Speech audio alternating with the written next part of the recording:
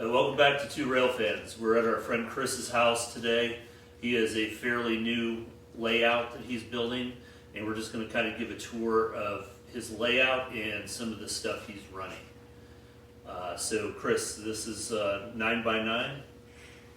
It's actually 7 feet by 8 feet. Oh, 7 by 8, okay. Yeah. And we had taken down the old layout, started new. Some of the buildings, some of the engines, some of the everything goes back to when I was small. And so some things are quite old, some things are new. So it's kind of a mixture. Okay. And how many lines are you running around So the there track? there are 3 main lines. There's the most inner line here, which goes around the town and the suburbs kind of. There's this one which will go up to the 2nd level, which is still, it's envisioned but not built. And then there's the outer line, kind of the main line, which comes into this back area where this will be covered eventually. But there's several different tracks back here where we can park trains, so we can run different things at different times. And so you're moving to this layout. What is your old layout? 4 by 8? It was 4 by 8, right.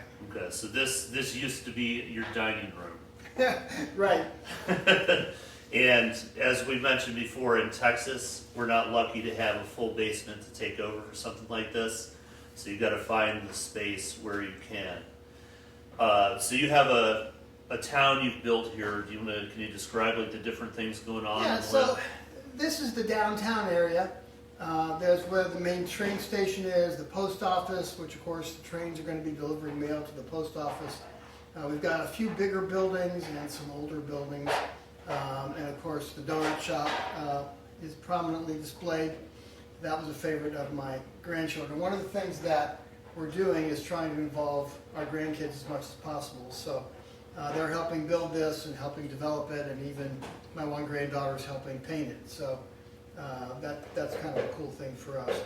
Over in this area, like I said, there's some things moved around, but this will be the farm area. So we've got the cattle cars here, and over there will be the industrial area, so that when we have everything running, there'll be an oil platform over here and a coal mine over there, so we can bring the oil and the coal around to the facility over there for use.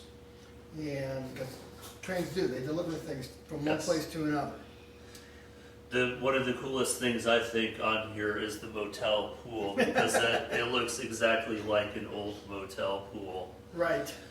So I think we'll walk around the layout and we'll zoom in on some of these different things, and you can show off the buildings and so forth. And then later on, we're going to run some of these locomotives, including this is your old American Flyer, right?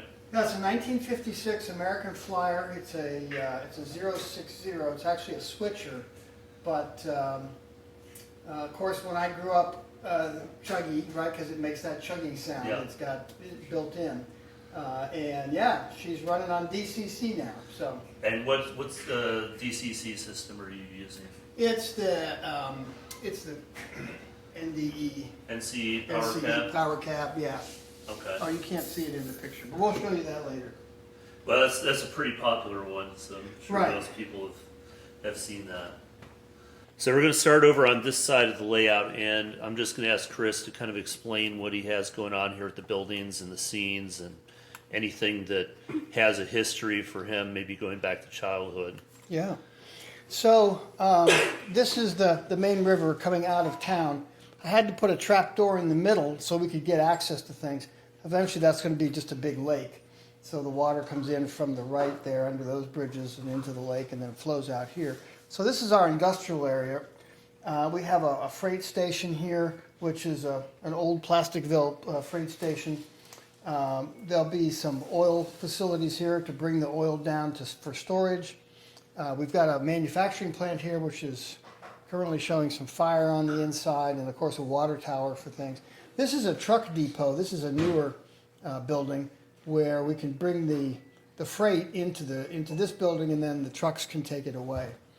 And we're going to probably add some more in this area as we go. We've got a nice little siding coming in here. And I see the Pennsylvania Railroad on the bridge, and you're from Pennsylvania originally, right? Right. So you'll see it's kind of a strange mix of roads. I've got a lot of Pennsylvania stuff and a lot of Santa Fe, which I know didn't really run together, but Hey, we don't care on ours either. We run whatever we want. And you actually have some Pennsylvania coal somewhere. I do. So this is actually a real piece of coal from Pennsylvania. Nice little piece of anthracite coal, and so yeah, that would actually burn, but let's not do that. Okay, so in this area, this is our main downtown area. We've got a nice multi-building here with some shops next to it, the fire station, and another little fire station. My grandson's in the fascination of fire trucks right now. And this is an old Plasticville 5 and Dime, and the police station. Here's the police car. It's got someone pulled over. And the old Paramount movie theater. So you can tell some of these buildings, of course, are very old. This one's a relatively new one. And here's the main train station. A few people waiting for the train. So we have a crossover to get over the tracks and down. We've got some waiting areas out here. These are actually new. But this is an old Plasticville station. I've got some lights on the inside of that. And well, you have a church back there. No layout's complete without a church. Right. I gotta get a new cross for it. The cross broke off. I've been wanting to build one that has a light on it. Oh, nice. So we'll see. Yeah, I gotta have a church, and over here's the school. You can't really see it too well, and the bank's over here. Is that a Merchant's Row? Right. Yeah, like we have, except yours is finished. Yeah, this is a popular kit that's out there right now. Okay, so once again, this is kind of this siding supports the farm. Some of these buildings are not permanent; they're temporary. We keep moving things around to make room as we're continuing to work on the board. Obviously, there's a lot of work to be done, and. So we have the motel up with the pool, but it's up against the lake, so a nice place to come visit. And but there's, what do we have, 2 barns here and a farmhouse. This is a really neat old farmhouse. This model my dad put together when I was still pretty young, but it's a neat little kit that he built, and so that's kind of cool too. It's much better quality than say these 2 barns. These barns are, again, old Plasticville kind of stuff. So we have our windmill, kind of a windmill in Texas, right? And a place for the water for the train. I want to upgrade that, but that's what I have for now. And you can see I've run the track up the hill. Now I went with the maximum slope of 4 degrees. I know it's a little steep. It's that mountain grade. But given the space I had and how high I wanted to get, that's pretty much what I had to go with. So how old's your oldest building on here, do you think?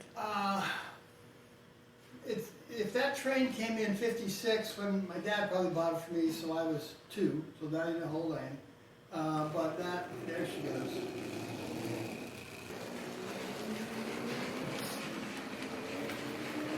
So yeah, I'm sure some of these buildings go back to the 50s.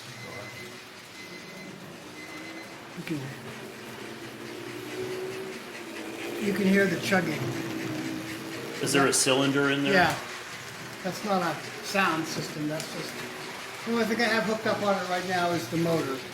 Yeah. So our American Flyer is the same thing. Obviously larger because it's S scale, but it's has a cylinder in there. And eventually I'll get the smoker working.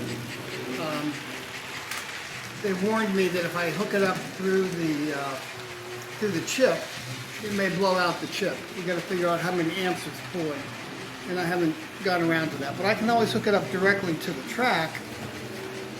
So here's a view along the back of the layout where you said there's going to be a mountain here. Right. So where you are will be a mountain and a coal mine, so I can come in and pick up coal. And so we have the cover off right now, and let me just show you real quick what this looks like. So this will be on here once I get it all done. But I need to get the switches hooked up and some signals, so I know what's what. And then there'll be an oil field over here, and this will be closed in as well.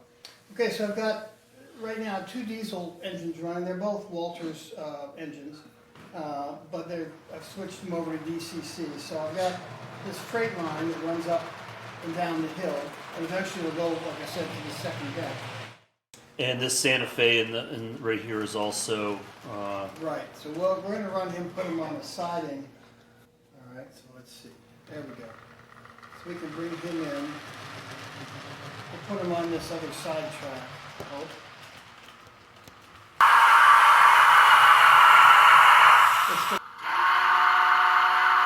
And a bell.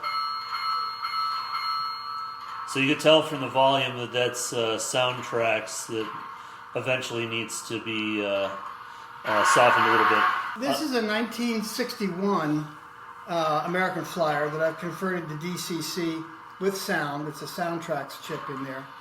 And it's pretty loud, and I still haven't figured out all of the details. Again, I got to work on the smoke, and I've ordered a new light bulb for the front, an LED light to hook up.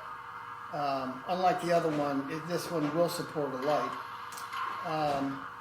So I just got this running the other day, and it still has a few bugs to work out.